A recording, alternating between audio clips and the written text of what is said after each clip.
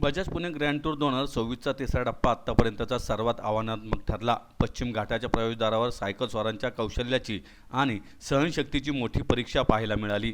शर्यतीच्या या आव्हानात्मक तिसऱ्या टप्प्यात चीनच्या ली निंगस्टार संघाचा कॅमेरून निकोलस स्कॉट याने बाजी मारली. त्याने 137 किलोमीटरचा हा टप्पा 3 तास 4 मिनिटे आणि 13 सेकंदात पार केला.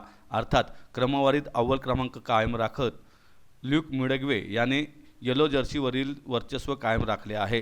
सासवड नगर परिषदेच्या चंदन टेकडी येथून दुपारी 12:30 वाजता या टप्प्याला सुरुवात झाली.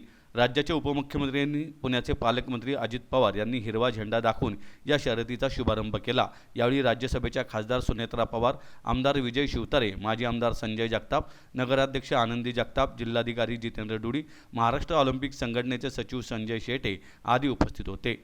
भारत माता की जय, जय भवानी, जय शिवाजी, गणपती बाप्पा मोरया अशा घोषणांनी शाळेच्या मुलांनी आणि उपस्थित नागरिकांनी परिसर दणाणून सोडला.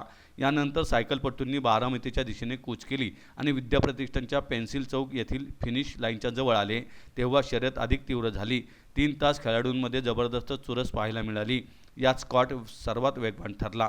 अंतिम टप्प्यात स्कॉटने वेग वाढवला. यात त्याने स्पेनच्या बुर्गोस बॉर्पलेट बीएच संघाच्या जॉर्जिओस बुगलासला मागे टाकले. तो दुसऱ्या क्रमांकावर राहिला. बेल्जियमच्या टार्टोलेटो आयोसरेक्स संघाचा तिमोथी डिपॉन्ट तिसऱ्या स्थानावर राहिला.